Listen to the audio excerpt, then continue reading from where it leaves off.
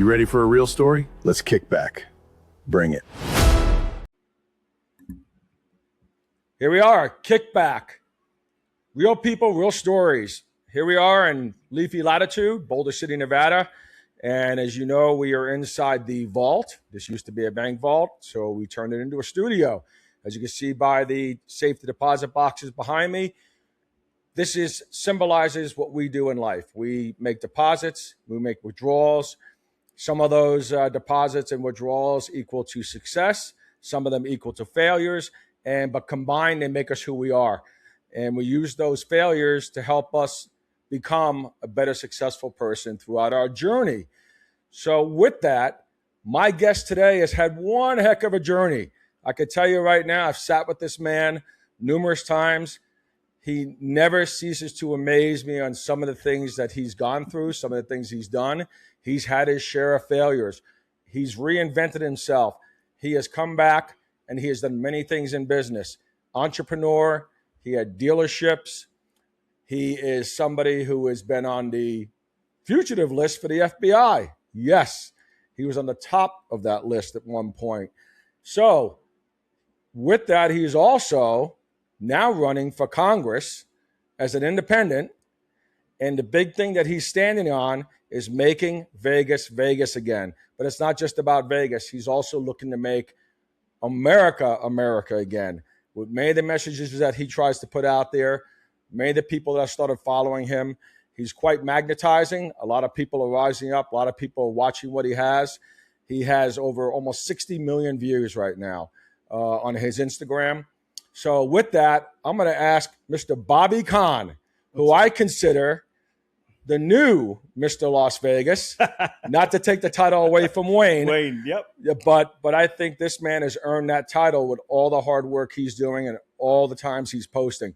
So, Bobby, how are we going to make Vegas, Vegas again? First off, I got to say thank you for having me. And second, I just want to record what you just said. Take that clip and just put it out there. Like you that got was it. the best I will introduction send it to you. ever. I will send it to you. That's it. So let's get ready to rumble. There you go. Listen, you know what? Make Vegas Vegas again is it's a simple thing, right?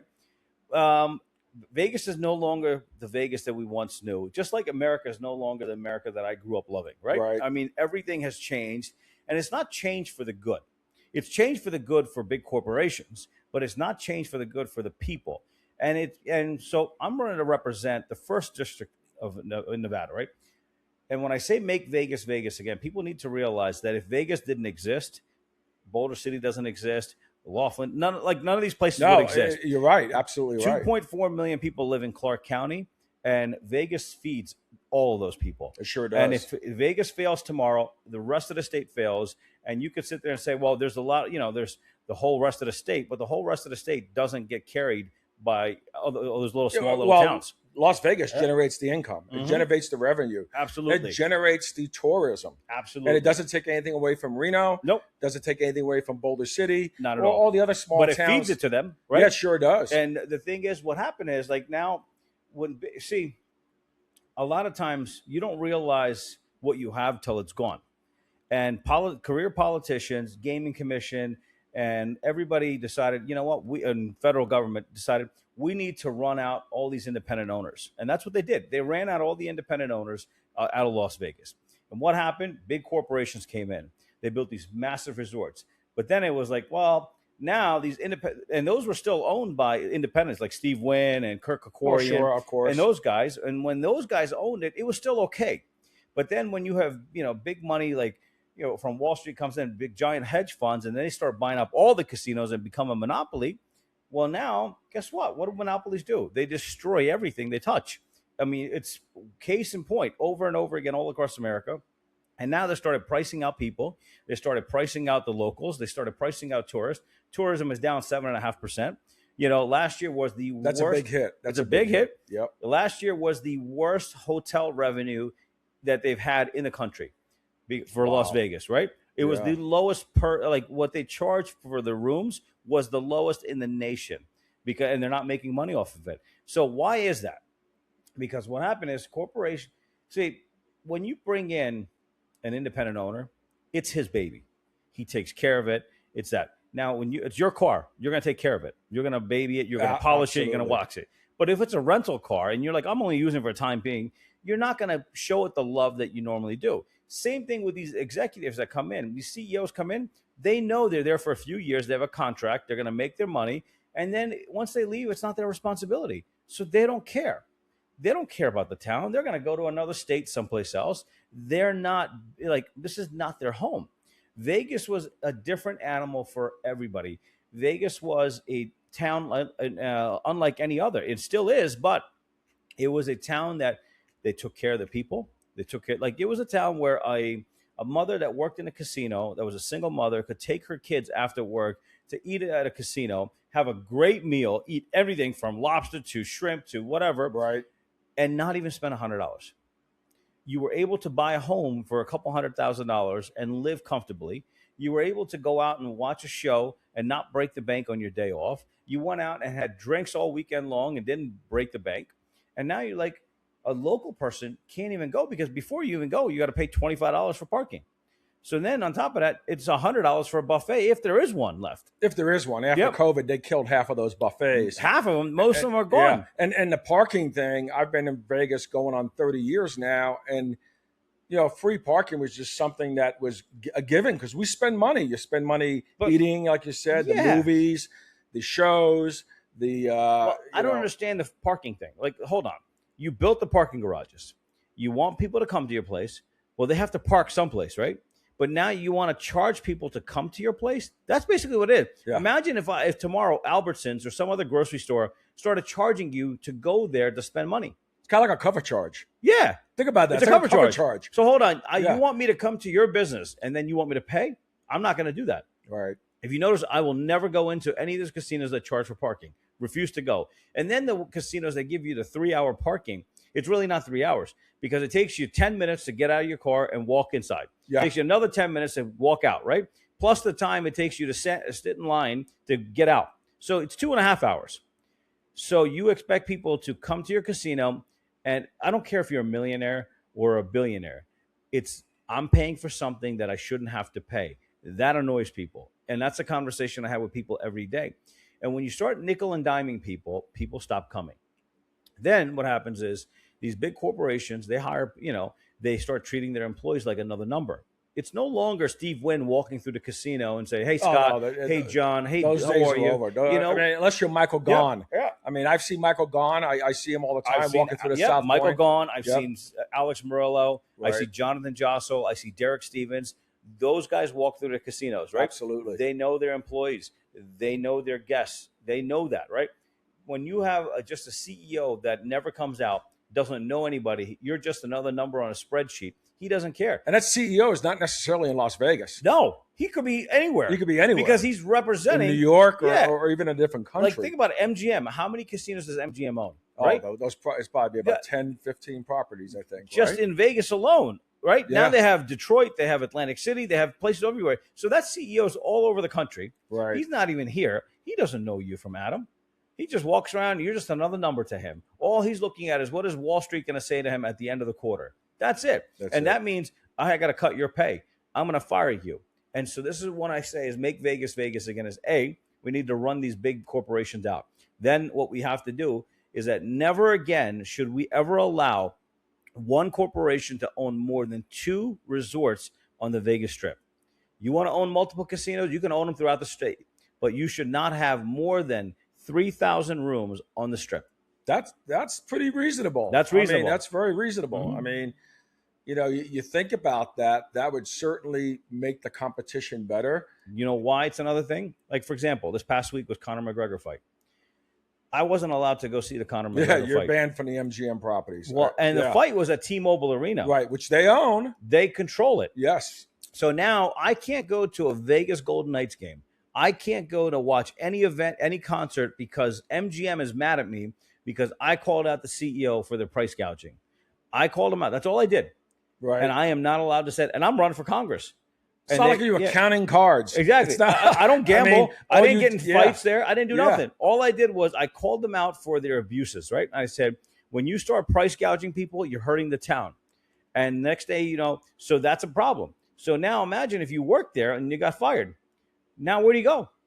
All of a sudden, now you can't get a job at any MGM Yeah, property. because there's so many properties owned by them, you can apply. Yeah, so half the town is owned by MGM, the other half is owned by Caesars. So you piss off these two casinos, you're not working anywhere. It's over. Yeah. So how's that right? That shouldn't be allowed. Yeah. I mean, in such a small area, they shouldn't have a monopoly. The Gaming Commission should have never allowed it. The state should have never allowed it, and no governor should have ever allowed it. This is a failure on our politicians. So have you talked to the governor about this? I mean, we're bringing up Governor Lombardo. Has he heard about these? He has to hear me. I'm 60 million people listening to me, but you know what? Guess what? All these politicians take donations. They do. They take donations, and they're not going to bite the hand that feeds them. And I always say the reason I'm running for office is because I got tired of politicians. They're mute. They don't care. They're not actually running to represent the issues that the people are facing. They're running to hold on to power. That's all it is. And they don't like to hear that. But I don't care. I'm in the business of offending people. That's what I do. So if you don't like the truth, well, then change it. Do something about it, right? Exactly. Because when I got banned, I asked every politician in the state, and I said, you going to stand up for me? You going to stand with me? Not one person stood up with me. Meanwhile, you're a conservative person.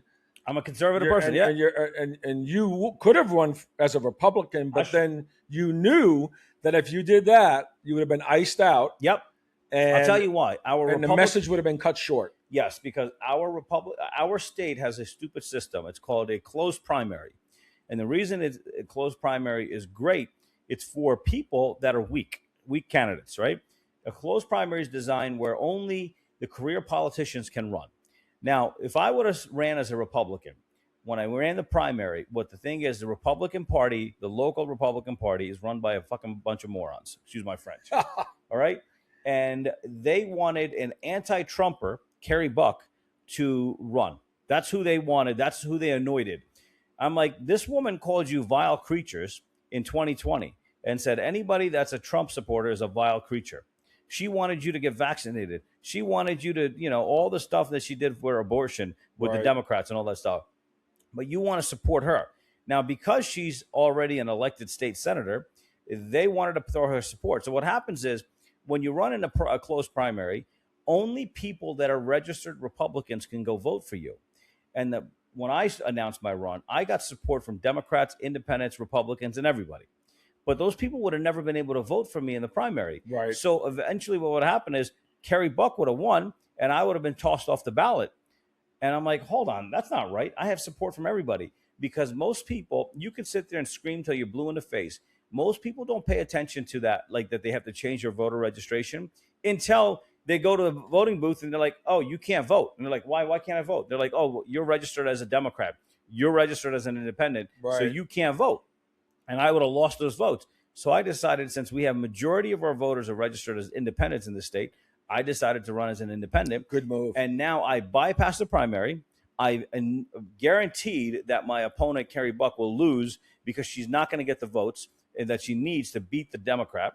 And now it's a fight between me and Dina Titus. And now it got you on the ballot. And it's got me on the ballot for November 3rd. Congratulations to that. Thank you. And now anyone can run. And anyone can come out and vote for me. And that's what I had to do. So, there's way too many things that are wrong with this town. And I'm not running on what Fox News is saying or CNN saying. I'm running on common sense. What's the problem with this town? What's the problem with this country?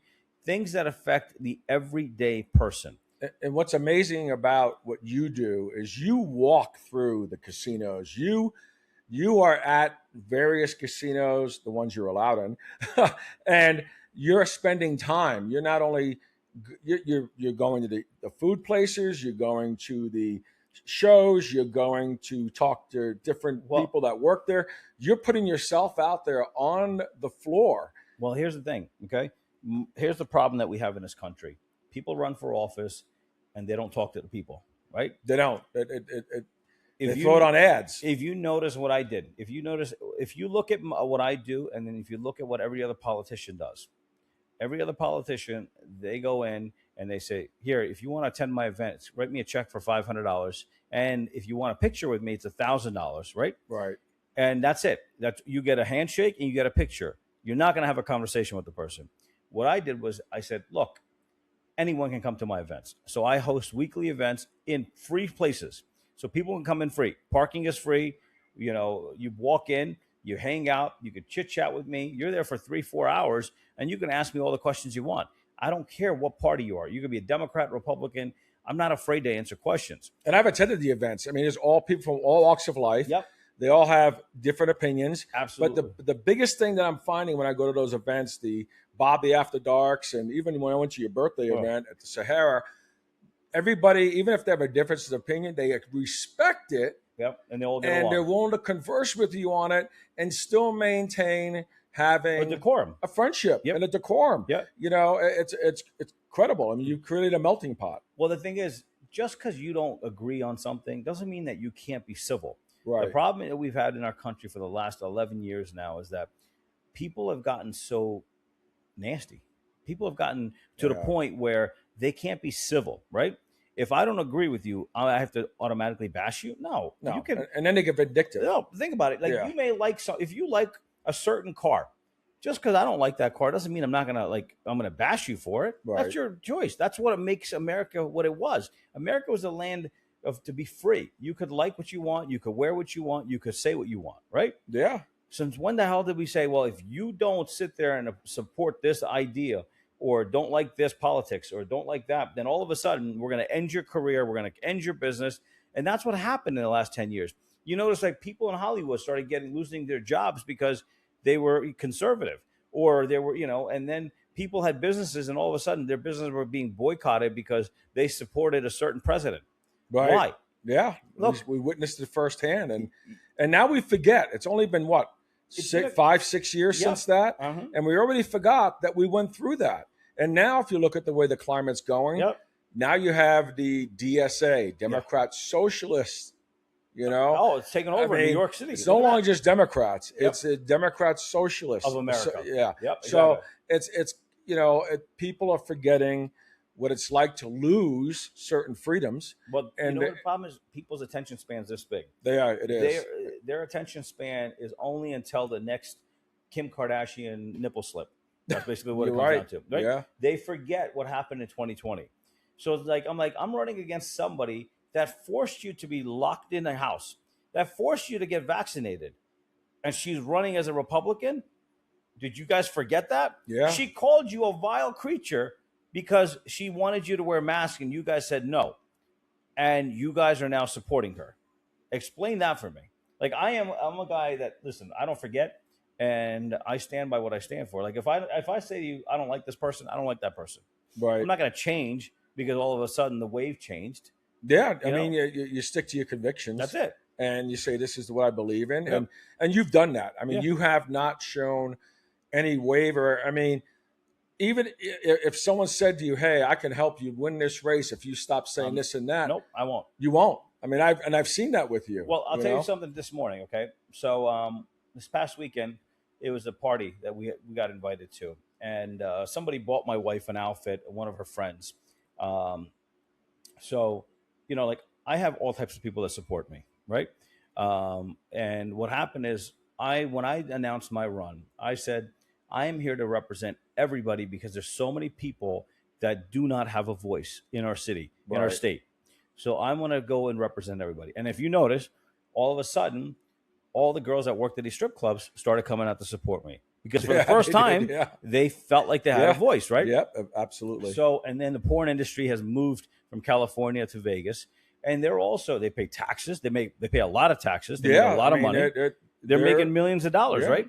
So they didn't have a friend. I asked them, what are the issues that are affecting them? And there's a lot of issues that affect them right now because there's senators and congressmen all across the country that are trying to destroy their business. And these are things that, Hugh Hefner and Larry Flint fought for years ago. And now here we are repeating these fights all over again. So one of my good friends, she does a lot for veterans. She's a Rochelle Ryan. She had a birthday party. Right. So, one of my wife's friends said, hey, here's an outfit you could wear to this birthday party. So my wife wore a very sexy outfit. My wife's a beautiful woman. And, and I love the way my wife looks. And I'm not, I may be conservative, but when it comes to, the way my wife dresses, I like to see, because she's a beautiful woman. Look, our first lady posed nude, right? Who gives a shit? Right. So my wife wore a very sexy outfit, and I posted a video, and people were like, "Oh, one woman commented, and she said, if you want to win this election, your wife should dress more conservatively. And I said, listen, let me tell you something. Let me tell you who I am. I will never change who I am. I will never change my family for votes. I'm not going to beg people to vote for me. I'm not going to sit there and change my way just to get votes. If you don't vote for me because of how my wife dresses or how I dress or what I say, or because I'm smoking a cigar or you don't like my opinion, Right. then that's fine. You should vote for me for what I stand for, what my policies are going to be, and understand that I am going out there to fight because people out there that should have been fighting aren't fighting. The only reason I'm running for office, I don't want to run for office. I'm only running for office Yeah, because I you couldn't said that find many times. You've said yeah, it many times. I don't want this. You're making a statement is what you're doing. That's it. You're making a statement. You're waking people up. And I've told you this before. Absolutely. You're the person who's riding through like Paul Revere, and you're waking people up and saying, hey, do you not see what's going on here? That's it. And we need to get back to our basics. In Vegas, with the "Make Vegas Vegas Again" slogan, we've lost our way. Yeah, let's get back to the basics of what Vegas was built on. Yeah. But the thing is, like, so people, I said, I'm only running for office because I couldn't find a single candidate to go out there and actually fight for us and speak to things, because everybody else is sitting there and they're basically complacent and they're bought and sold by the highest bidder. And we, the people, are getting screwed. If there was a candidate out there that was worth me supporting, I would support him. But once nobody else is doing it, I said, I'm going to run. I lived a great life, and I will live a great life if I win or lose. I'm only running because I said, you know what? No one else is running. So if you don't want to vote for me and you want to vote for the bag lady because of the way she dresses, then don't complain when in 5 years your town's going bankrupt and then you have to now pay state income tax and your resources are gone and the city's turning into Detroit or Atlantic City. And that's happened to states. Everybody thinks that no state income tax is a forever thing. It's not. No, it's only until we have – once these casinos shut down, guess what? You're paying income tax. The state of Connecticut used to be no income state tax. Of course, a lot of now them were. I used to live there. Yeah. Now it's an income state tax going on. Because eventually the state's going to say, well, we need more revenue, so we're going to tax you because we got to pay for this, we got to pay for that, we got to pay for that. Right. And we lost 6 casinos, so now we're not getting the tax revenue. So I said, I don't care if you don't like my way. I'm not going to change my wife. I'm not going to change myself. Right. You vote for me because you know that I'm going to be a fighter, but I will never change myself for votes. I will never bow down and beg for votes, because then what that does is that makes me everything that I criticize every day. It does. Yep. Yeah. And I'm not going to be a hypocrite. Yeah. I won't do that. Yeah. I am who I am. So if I go out there and I say that guy's an asshole, I stand by it. I'm not going to sit there and bow down. I'm not going to be politically correct. Absolutely not. And now let's go to the man you are. That's a good segue to this. So Bobby Kahn, you entrepreneur, businessman, New Jersey guy. Jersey guy. Yeah, raised in Jersey. And you, in the casino business. Yeah, and you became this man long before I've been this way. This whole thing. And so what did you start out with? You started out with the dealerships? I mean, let's go with this. What was your first job ever? My first job. I want to hear that one. Okay, my first I don't think we ever had that conversation. So my first job, I was a kid that used to get into fights all the time, right? Right. Like I'm one of those guys you can't push around. I like to throw a punch. Like I actually so a lot of people don't know this. I enjoy fighing. Like I really do. That's why you see I'm that's why the fire's in you with this campaign. I can see that. So I had no problem throwing punches all day long as a kid. Right. And my father said to me, he goes, all right, I'm putting you to work. And my father owned restaurants and parking lots in Atlantic City. And he owned restaurants on the Atlantic City Boardwalk, and he owned parking lots across next to the casinos. This before when they built those parking garages, there were parking lots. Right, yeah. Like here in Vegas. So I started working for him at his pizzeria on the Atlantic City Boardwalk. And I learned how to make pizza and cheesesteaks and all that. And it was right near, between resorts and the Taj Mahal, where Trump owned the Taj Mahal. And I started working there.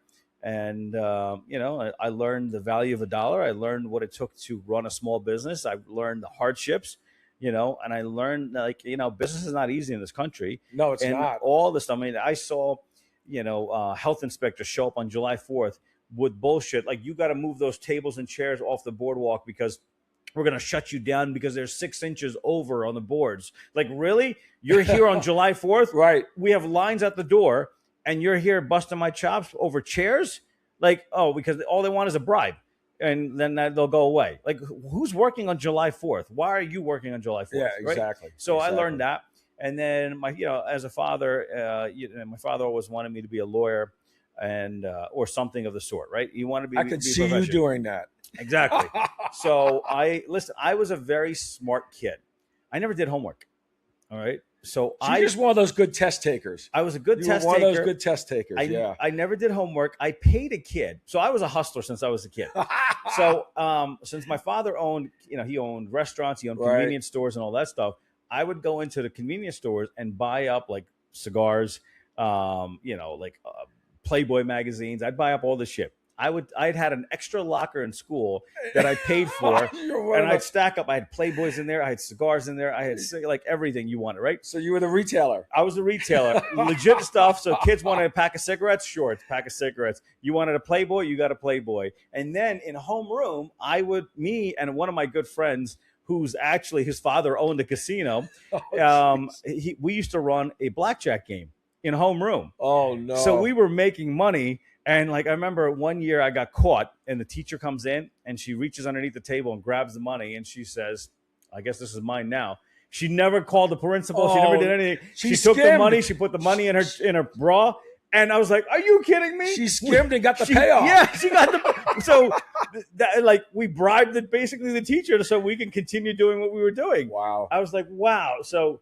I mean, when I was in high school, all I could buy was gum or candy. Yeah. Where were you when I was in high school? I used to walk into school with $1,000, $2,000 in cash in my pockets because I was making money.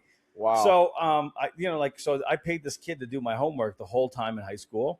And I remember when he got his license, he got a car. I'm like, so I said, how'd you afford to buy that car? He goes, you paid for it. I said, really? He goes, 4 years of doing your homework. And he goes, you paid for the car. I'm like, oh, okay. Right.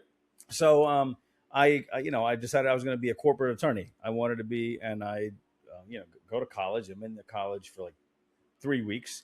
And one day there's a professor just sitting there boring me to death and just whining and whining. Right. So I finally said, I'm a loudmouth. So I said, how much money do you make? He goes, excuse me? I said, how much money do you make in a year? I want to know. I said, because you're sitting here. Legitimate question. You're lecturing us, and I want to know how much do you make? And he tells me $70,000 a year is what he was making. Right. So I said, hold on. I have to sit here, and I'm going to go through 6 years of school because I want to be an attorney. And my starting salary is going to be, if I'm lucky, right, $75,000 a year at a law firm. I got up, literally, I just looked at him. I said, fuck you. I got up and I walked out the door. I never told my parents. And I went to a dealership. It was a Buick Pontiac. Actually, all right, I went to a Buick Pontiac GMC dealership. And before that, I went to a Hyundai dealership. And the guy, you went there to get a job as a salesman? To get a job as a salesman. Look at that. And the guy at the Hyundai dealership looks at me and he goes, you don't have what it takes to sell Hyundais. Boy, he hasn't met you yet. I said, he didn't go to high school with you. Yeah. I said, okay. So then I went to a GMC dealership and the guy says to me, he goes, why should I hire you? I said, well, because I could probably run circles around all your guys that you have here. He goes, you're 18 years old. Right. I said, doesn't matter. I said, I know more about these cars than every person on these lots. All right. They had GMC, Buick, Pontiac, and Mitsubishi. So he goes, all right. When do you want to start? I said, I can start today. Right. He goes, all right, how about tomorrow morning? I said, good. I started the next morning at 8 o'clock. I'm in there. I stand outside all day long. And around 2 o'clock, this old couple comes in. And it was the mayor of Absecon, New Jersey, Peter Elko. And I showed him a blue Buick Century base model with a roadster top and chrome wire wheels, right? With a red, white, and blue stripe. It was navy blue with a tan velour interior. Wow. And it was the ad car. And I sold the car at $315. I shook his hand at $315. And that was my first car. I made $50 selling that car. That's it. $50. That was it. $50 was my commission. And then they cut my tie. The next day I sold a GMC Sierra, made $700. And the first full month I made $10,000. First full month. How old were you at that? 18 years old. 18 years old. I made $10,000 the first full month. And this was right before 9/11. Actually, 9/11 had just happened. Wow. So 9/11 had just happened, and I made $10,000, and it just took off. And I started rolling in I was selling 20, 25 cars a month. Money was great. And then I'm like, you know what? Within 8 months, the owner of the dealership comes to me and he says, all right, where do you see yourself? He goes, could you see yourself in a box for 12 hours a day? And I looked at him and I said, Charlie, if you think you're going to make me the finance manager, you're sorely mistaken. Because I already knew when he asked that question, right? He goes, who made you think? I said, I know why you're here. And because so basically what happened is you had to wait like 90 days to get a free company car to drive. I got my company car in 10 days. That's crazy. And he said to me, go pick whatever you wanted. And now since I was good at it, and I said to him, I don't want to be a finance manager. Right. He goes, what do you want to do? I said, I want to run the dealership.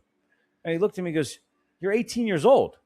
I said, yeah. I said, you see how many cars I can sell? Yeah, I said, I could do the same thing. Yeah. He says, kid, where do you see yourself in 5 years from now or 10 years from now? I said, well, I see me being your competition, and Great answer. And I'm going to own my own dealership. Great answer. And this is a guy whose his father started a car, basically selling horses and buggies in 1897. Wow. So that was a family tradition. And then he died and left them the dealerships, him and his three brothers, in the 1970s. And now this guy was like almost in his 80s, right? And he looked at me and he said, kid, it takes a lot of money and a lot of balls, and you don't have either.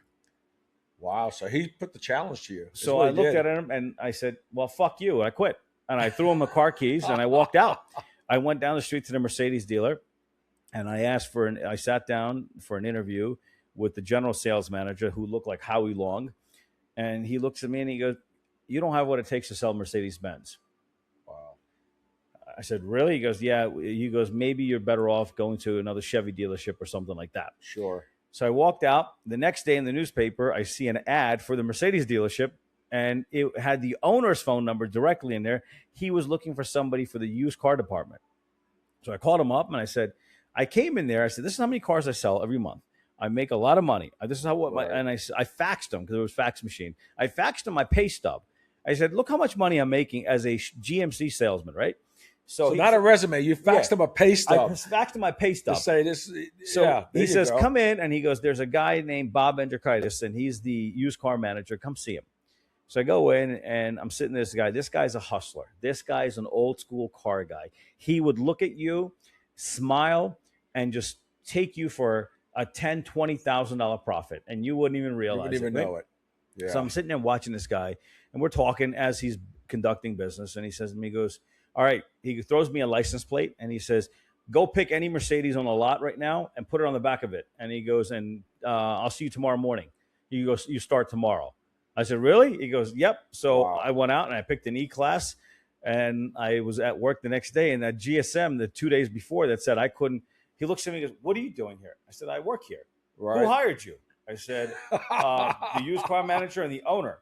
So now he's pissed. He's got a chip on his shoulder. Well, yeah, because you jumped over him. Yeah. So the owner comes to me and he says, we have this new thing called internet leads, and nobody seems to understand internet leads, right? I said, okay. So he goes, if you sell cars that come in through the internet, I will pay you 50% commission. I said, okay. 50%? 50% commission. Wow, I said, great. Good. Yeah. So what I would do is I get a lead. I'd call the person and say, hey, when would you like to come in? Well, I can't make it till Saturday. How about I bring the car to you? I'll come to your office. I'll come to your house. So you actually drove the car I drove the car right to their house, their office. Great. Now the car's sitting in Great the driveway. sales technique. Their neighbors are looking at the cars, right?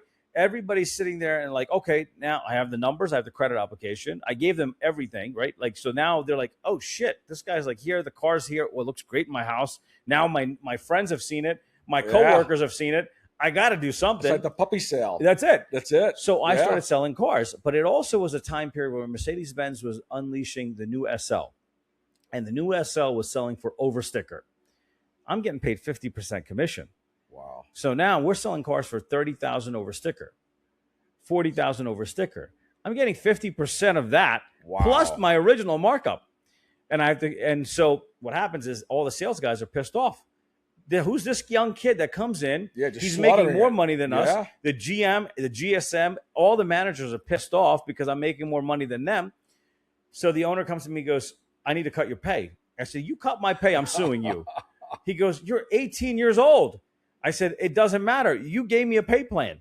Yeah. I abided by it. Yeah. And just because I'm making too much money that on a pay plan that you gave me is not right. I have it in writing. Yeah. I'm just going to sue you.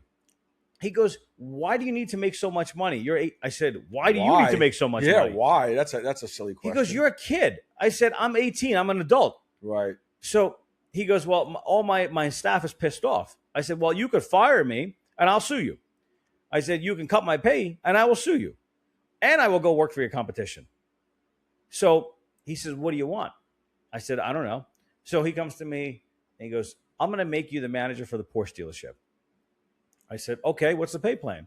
He goes, 120 grand a year.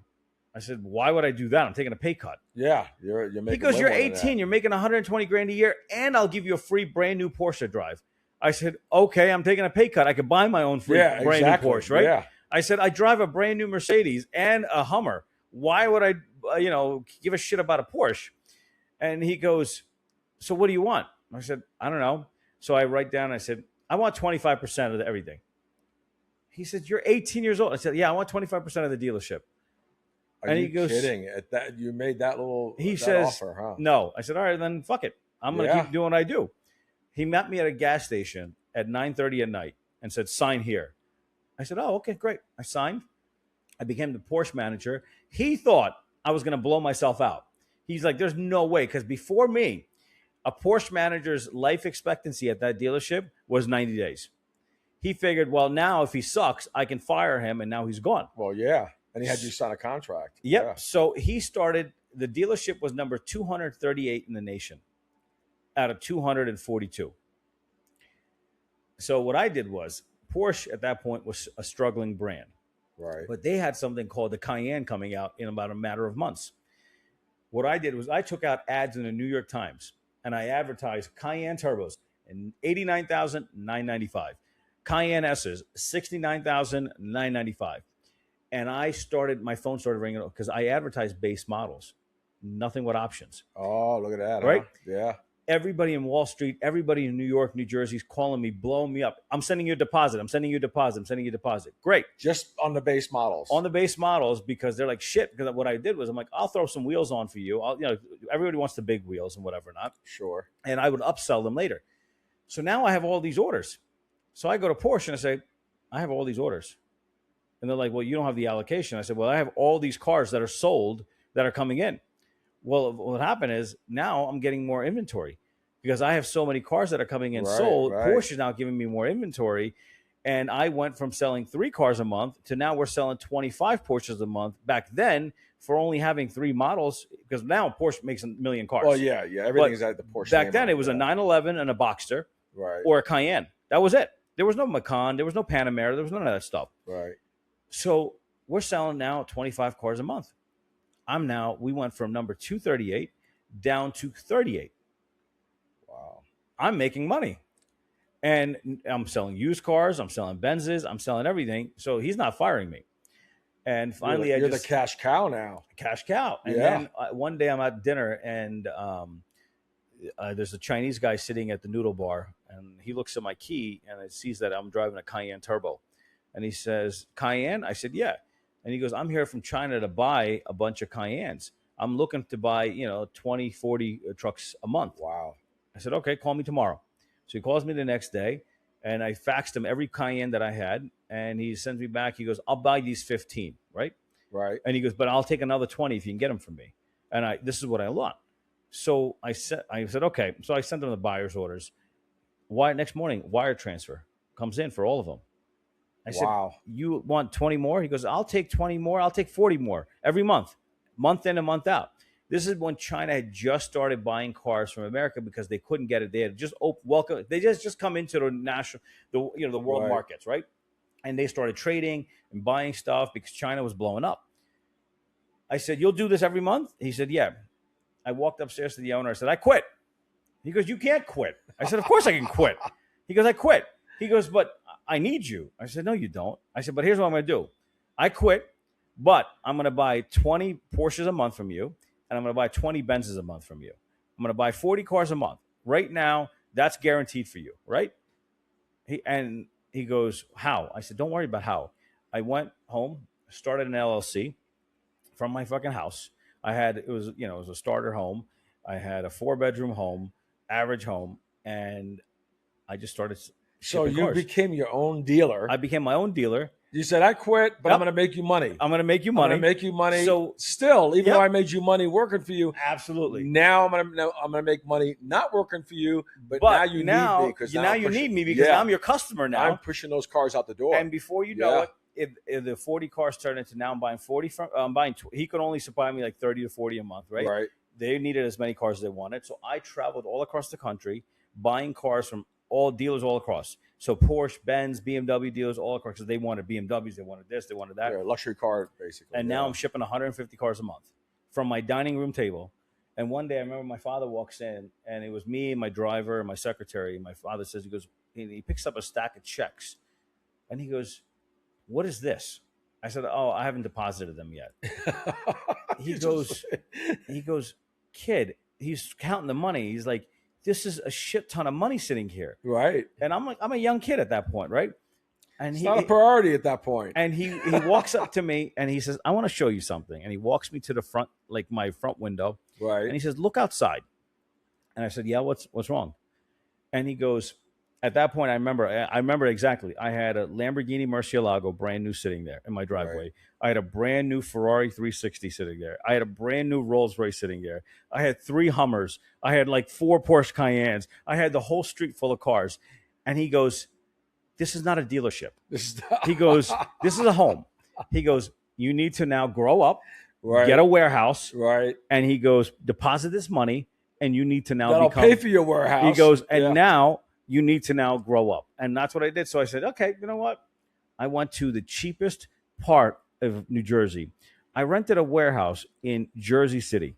I know exactly. I know Jersey City. Because I'm not paying 30 grand a month. I'm paying 3,500 a month. And I did that. And in the worst neighborhood, I loaded it up and I started selling cars. And the rest was history. And I was shipping cars all across the world. Incredible. Yep. And, I hustle. I'm a hustler. Yeah.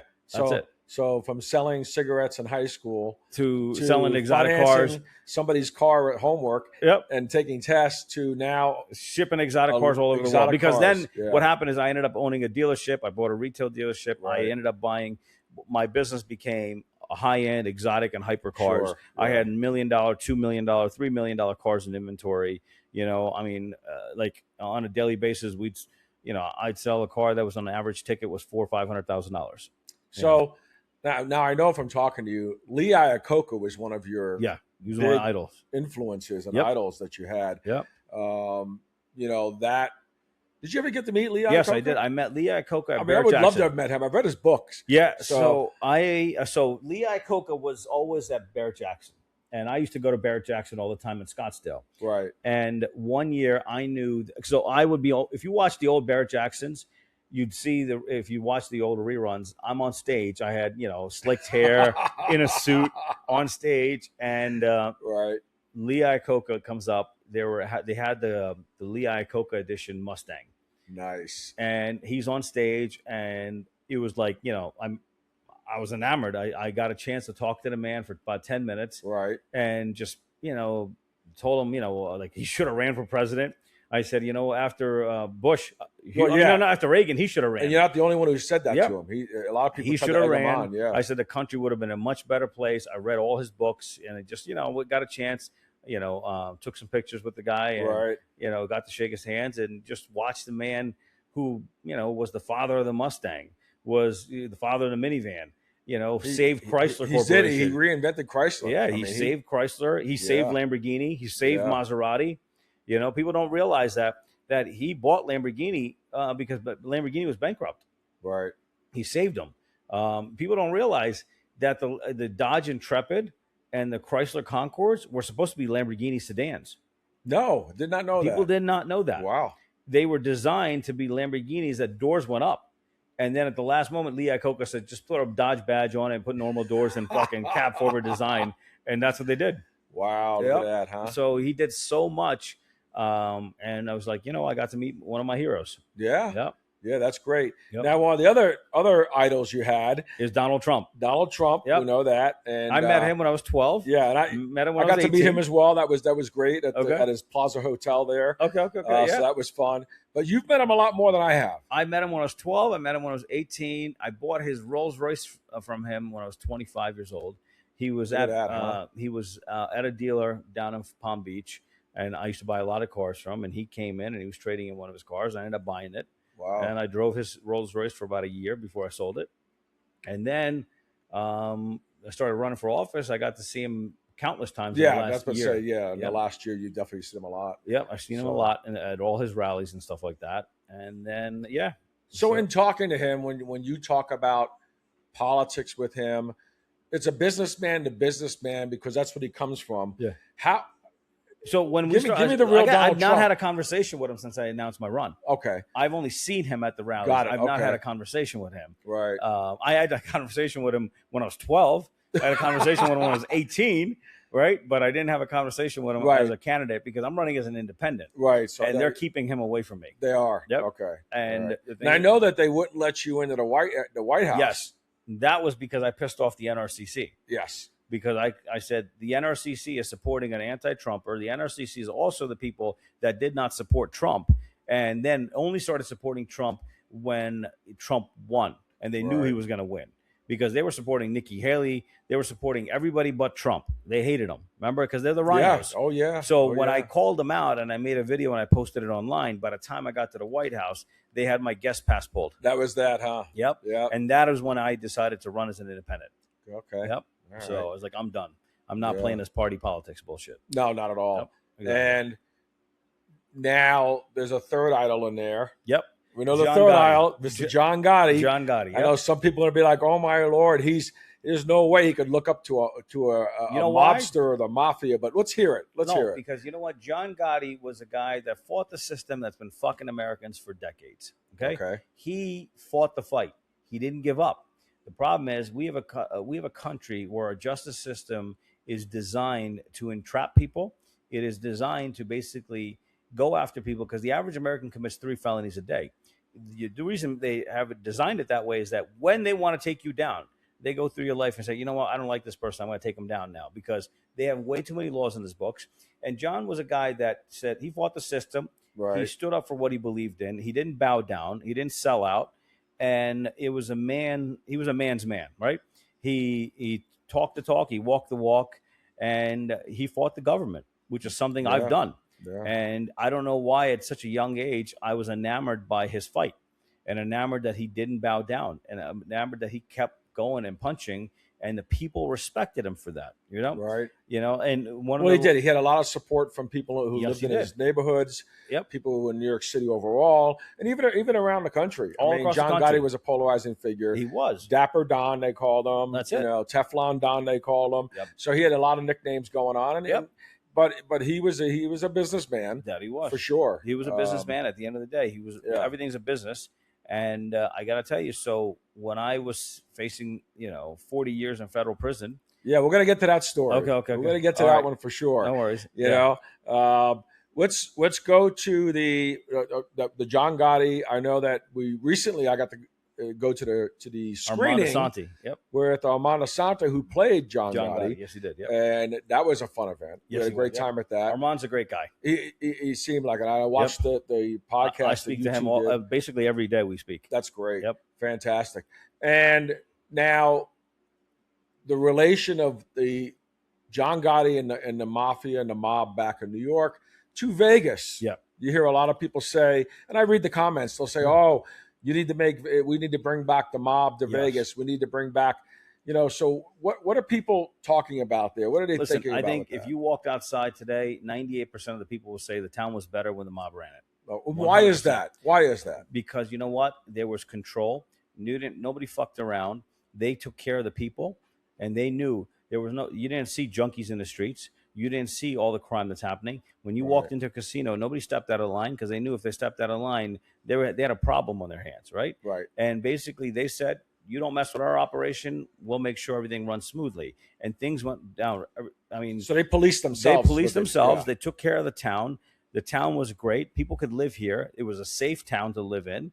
As long as you didn't mess with them, you were totally fine. Things were affordable. They kept it because you know what? They ran it as, look, our business is to make money off of gambling. The rest of the stuff is a loss leader. And that's how they ran things. Yeah, the shows, Yeah. the buffets, the cheap midnight And dollar steaks. They brought everybody in. So everybody was making money. The showgirls were making money. The valet was making money. The doorman was making money. Everybody was making money. When the valet is making 6 figures a year, you know everybody's being taken care of. I was going to say that. I knew a valet that was making that much money. Absolutely. It was incredible. And so now, all of a sudden, corporations come in and they're like, nah, we're going to squeeze everybody for every last penny. And people are like, well, this didn't happen when the mob was running the town. You guys destroyed it. Right. And people are like, and now we have drug dealers on every corner. We have crime everywhere. We have homelessness everywhere. You could sit there and say, you know, we have the best governor, we have the best mayor, but at the end of the day, it's happening on their watch. Yeah, the Fremont Street that I remember back when I got here in '92 is not the same Fremont Street in 2026. You could drive on it back then. Yeah. Yep. Yeah, and the safety wise. Yep. I mean, safety, the smell down there is not what it is now. Nope. The people down there. So a lot has changed. I understand things do change. I mean, you and I both understand that. Yep. But to the degree that it has changed. But it's not changed for the better. Exactly. It's got, you have fancier and, shinier casinos, but it hasn't changed for the better. But even they kind of lost their shine because they put that canopy up, which is fun. I get it. You know, the music, and it has the little graphics going on. Yep. But they closed the street. Now there's those kiosks everywhere, and everybody's doing their street performing on there. Yep. And it smells like urine sometimes. It's hard. And I hate to say that because I still try to frequent some place like Main Street Station. Yep. I love going there. I love Main Street Station. Because Tony and I love the food there. Okay. We enjoy the buffet. Yep. And it's one of those classic places that's still left down there. My wife and I go there for the buffets. Yeah, we like their buffet. Yeah, it's great. You know, and it's nice for lunch. But it's on the outside of Fremont. Yeah. But if you get on that strip of Fremont, it's a changed world. It's a whole different world. It really is a changed world. And people are tired of it. And people are like, you know what? We want to go back to the old ways. And that's when I said earlier, when you don't realize what you have till it's gone. Well, now that it's gone, people are like, I miss that. Yeah. Yep. And even places like the Plaza are trying to change that a little bit. I know you go there a lot. Yep. Oscar Steakhouse. They do. Speaking of Oscar Goodman said to me, he goes, he hates this new Vegas. He loves the old one. Yeah, I bet that. I bet that. Yeah. You know, and too bad. You know, him and his wife both had a chance at mayor of this town. He has been. I've talked to him many times, but you did not know this. I have a proclamation from him. Do you really? So I do. Okay. I do. February 17th of 2001 is my day. No shit. So okay. I'll have to show it to you sometime. But that's. I mean, that's What'd how you long get that for? That's how long I've known him. From doing stuff in Hollywood and producing. I did a lot of things within Las Vegas, and I did a lot of stuff with charities then. So for me, it was his way of saying, hey, you know what? For all the things that you're doing to represent taking things in Hollywood and doing things to help make children better and people better overall. That's kind of what he was rewarding me for. And I got to stand up in front of city council then, and he gave it to me. But I'll show you that video. Okay. You'll kind of laugh at that. Good stuff. But you know, Oscar certainly was a great mayor. You know, and he did a great job. And he his did a wife, lot. He was his one of wife the best. did a great job too. So you know, met here we her, are. too. I met her too last week. Yeah. Yep. Oh yeah. Yeah. And Great she's conversation. Nice lady. Yeah. You know, and I've met Shelley. I know I've met Shelley Berkeley. I know who's doing things now. But you know, but we've kind of gone off the rails. We've gone off the rails. I mean, way off the rails. We're at this point, we don't even know where the track is.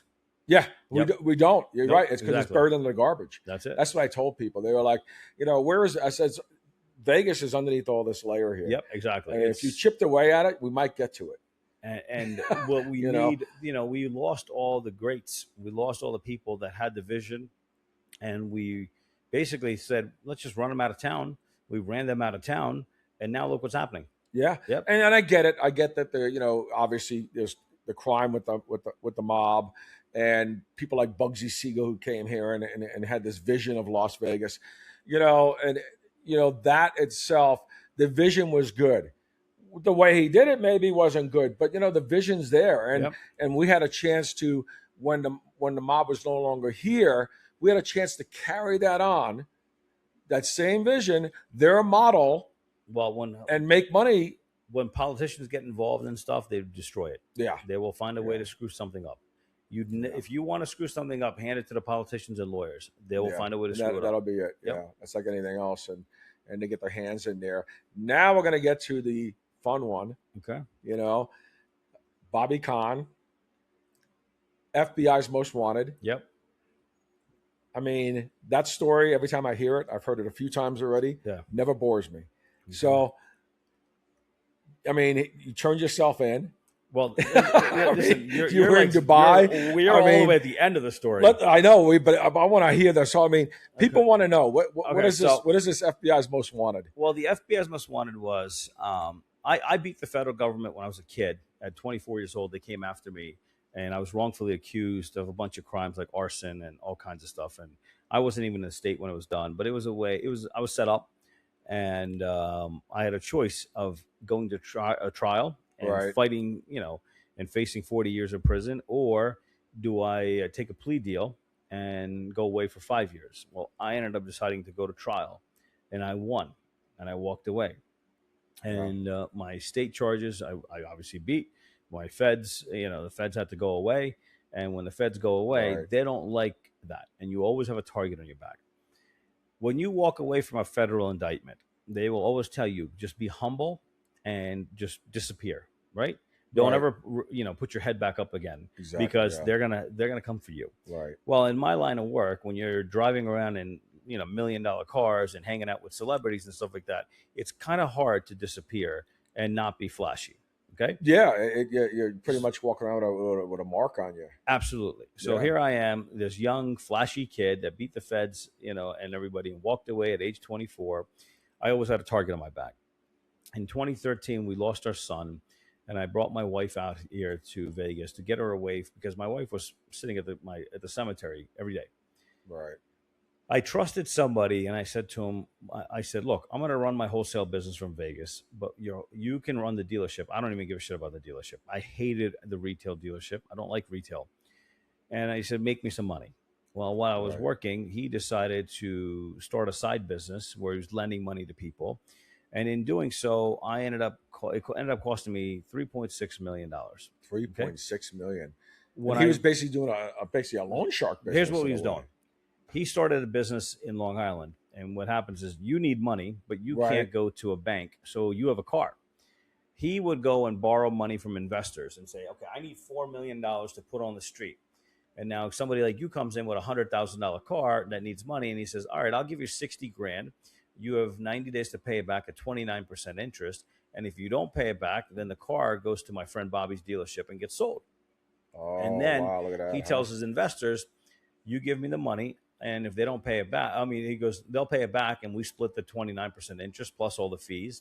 If they don't pay it back, then the car goes to the dealership, it gets sold, and we'll take the profit, and you still make money. Either which way, you're covered. So when I get back to the dealership after 11 months, my title clerk says to me, she goes, you have a problem. You're missing titles. I said, what do you mean? She goes, well, all these cars that came from this guy, we get a title here, we get a title here, we don't get a title, we're missing a few titles. Right. I said, okay, I've realized what he was doing is. So I brought him on. He got busted in a Quaalude ring, believe it or not. Oh, jeez. He was shipping Quaaludes in the back of Bentleys across the country and got busted by the feds. I did not know it at the time, but he turned witness and testified against everybody. I feel like I'm listening to a movie plot. Yeah, he snitched against everybody. Right. And so he didn't get prison. So when I brought him on, I didn't realize he was on federal probation while he's working for me. Oh, no. Now I realized what he did, and I confronted him. And I said, you owe me money or titles, one or the other. Sure. He turns it around and tells his investors, Bobby owes you money. He sold the cars and didn't give you the money. So now he hasn't paid the investors back. You paid your loan off, and you're looking for your car, and they're coming to me. I'm like, I don't know who you are. So now you're on the hook. I'm like, I don't know who the fuck you are. You didn't give me your car. Yes, I did. No, and I said, you gave him a car. I said, he gave me a car. Right. He owes me a title. I sold the car. I said, this man owes me a title. I don't know you. You go pound sand. So now he goes to him and says, he sold your car. He wasn't supposed to sell your car. Right. So all of a sudden, I have all these people coming out and say, you owe me money. I'm like, no. Yeah. I don't owe you money. Yeah. What I realized at that point was we sold 5 cars that were sold, and the customers financed them because they came in, they needed financing. I called the bank because I did millions upon millions of dollars with this bank. And I said, look, we sold cars that you wrote the loans for. I owe you the titles for these 5 cars. It's Right. 800 grand. I said, here's what I want to do. In 30 days, either I'm going to provide you the liens for these cars and the titles, or I'm just going to write you a check and buy them back. But the problem is I'm dealing with an issue right now. And I told them what was happening. Right. The bank said to me, now I've had a relationship with this bank for years. I've done millions upon millions of dollars. 800 grand in my normal day of doing business was not a big deal for me. Right. But that right now I was cash poor. I have a problem. I have a hole to fill. And now I need to come up with another 800 grand to buy back cars that don't have titles.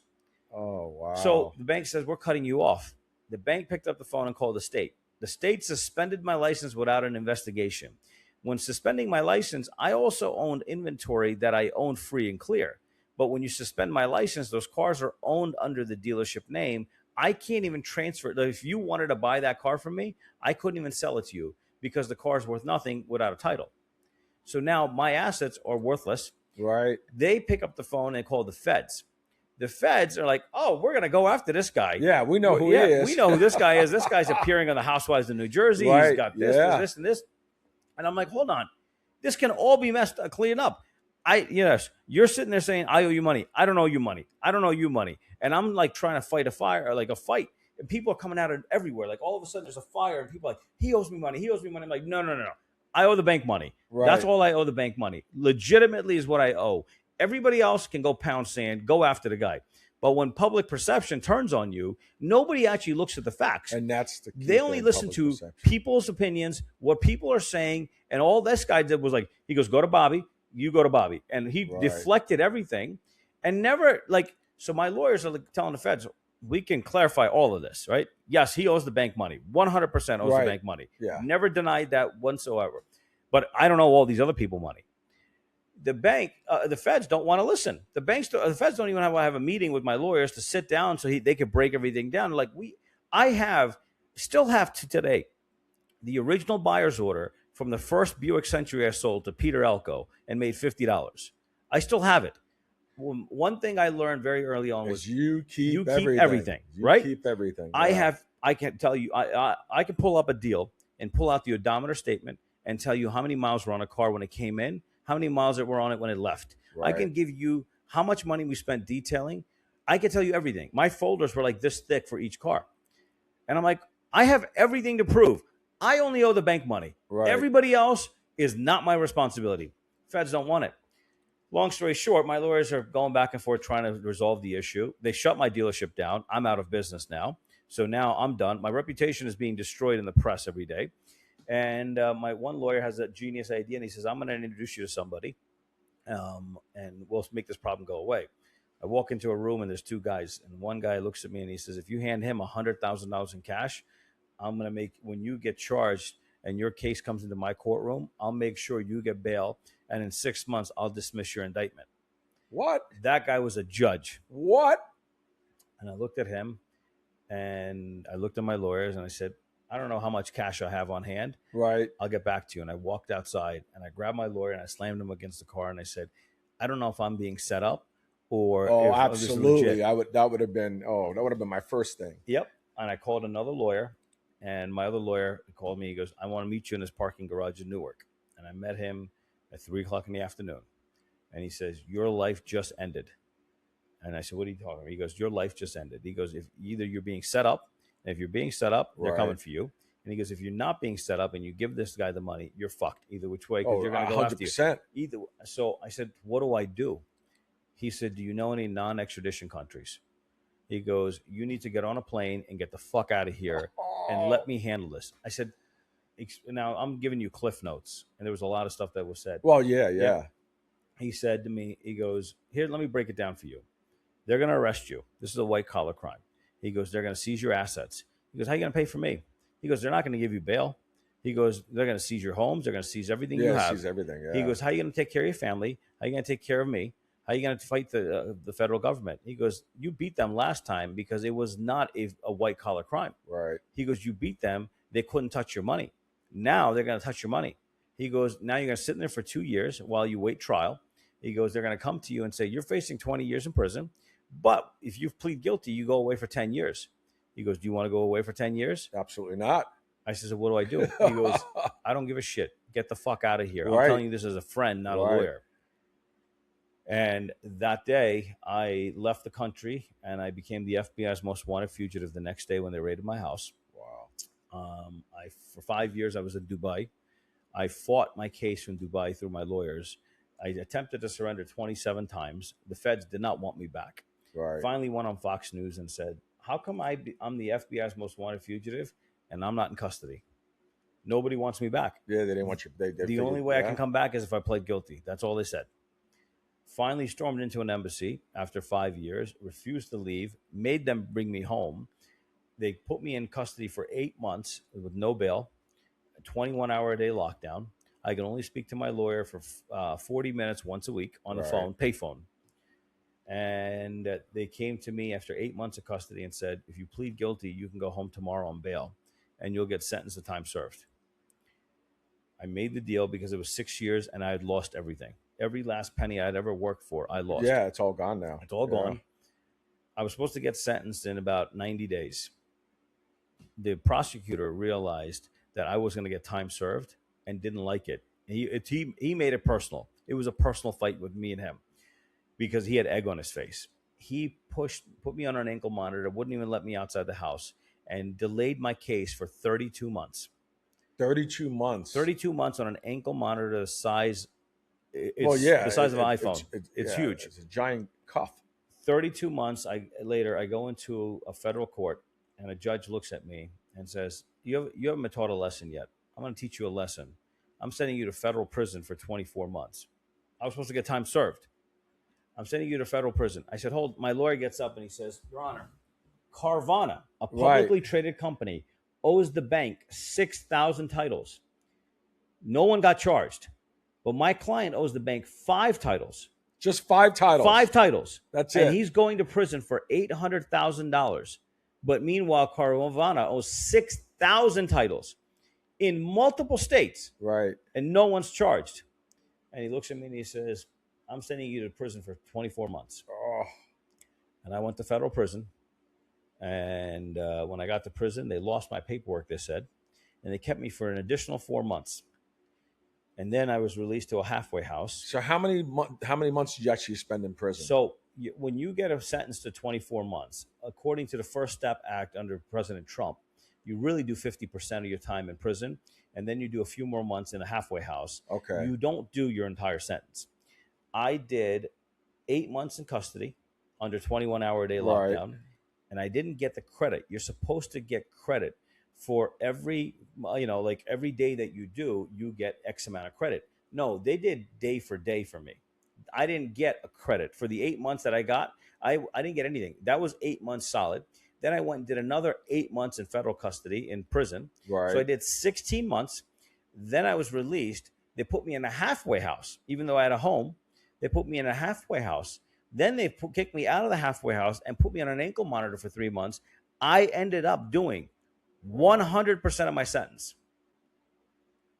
I should have been out in 50% of my sentence. Right. So I should have only done time at that point. I should have only done 4 months in prison and been done. I should have done 12 months total and been totally done.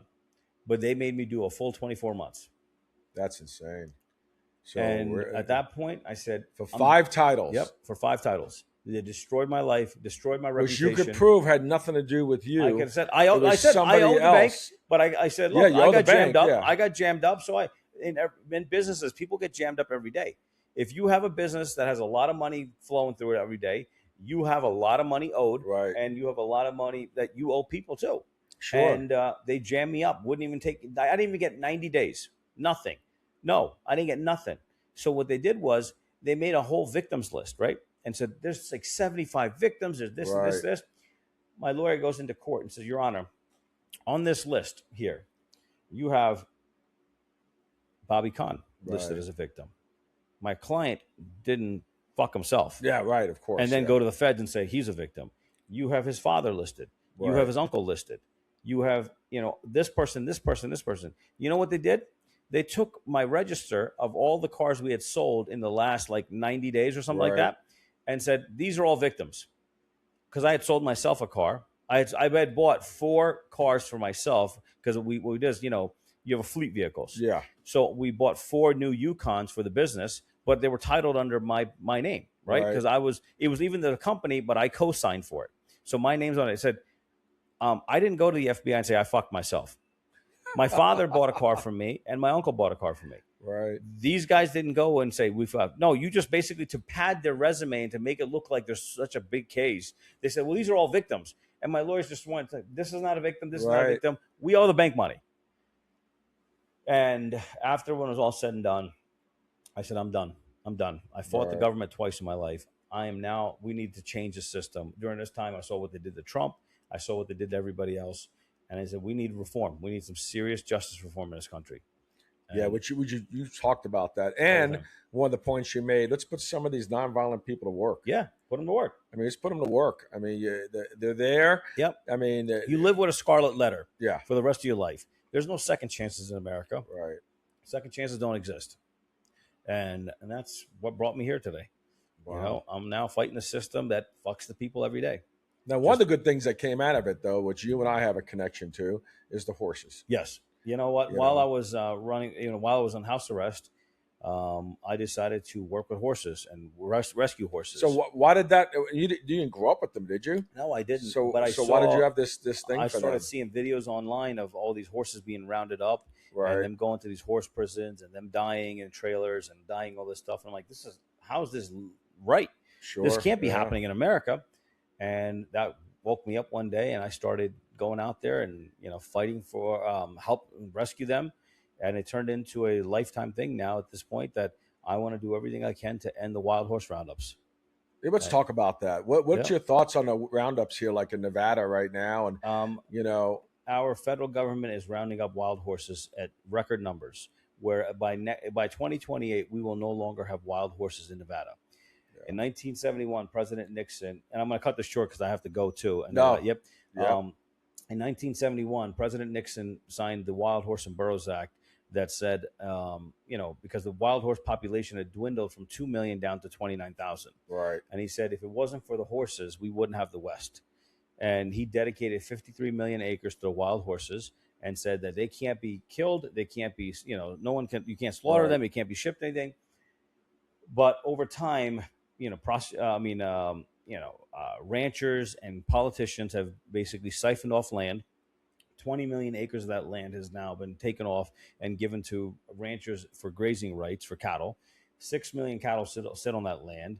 The population of horses went up to 90,000, which is not a lot. Right. And the ranchers get rid of the horses.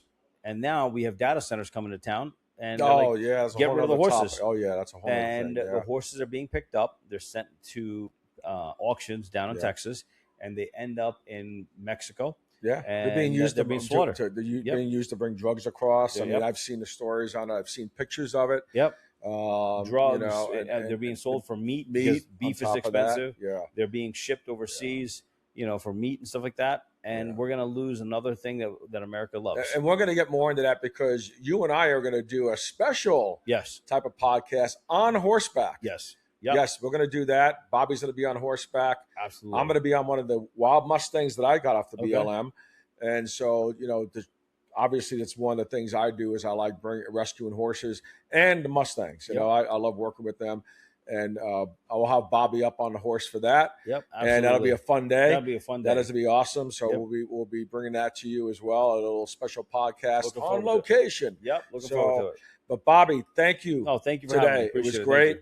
A lot of stuff what you said, like you've had your failures, you had your successes, but you've dealt with things head on, and you've learned from them, and you just reinvented yourself each time. The thing is, look, you got to learn from you learn from when you fall. And when you fall, you get up and you say, okay, maybe I shouldn't step that way. That's what it is. Right. And and the thing is, unlike anybody else that runs for office, I've actually experienced hardships. I've experienced what it feels like. I know what it feels like to sit in a prison cell. I know what it feels like to eat and hang out with these people. I know what it feels like to lose everything. I don't know what it also feels like to live the highest of the highs. I've had Yeah. it all. Yep. And, you know, What goes up comes down. You come back and bounce right back again. absolutely. So, everybody, thank you for watching Kickback. Well, thank you. Thank you for listening to Kickback. Real people, real stories. And make sure you tune in to Bobby. Bobby's got a great show, the Bobby Kahn Show on YouTube, right? Yep, YouTube. We Make just sure had you Billy tune Bob into that. Thornton on. Yeah. Yep. And look at Real Bobby Kahn on Instagram. He has some great stuff, great stories. He's got some great ideas, and I believe he's gonna. If he doesn't win something in the fall, he's definitely waking people up. Yep. Well, all right. Yeah. I mean, win or lose, we win because so many people have woken up already, and noticed that there's issues, and people have started doing things about it. Yeah, which is a good thing. Yep. Thank you, Bobby. No, appreciate it. Thank you all for right. having me. We'll see you next time Thank on you. See you next Kickback. time. Take care.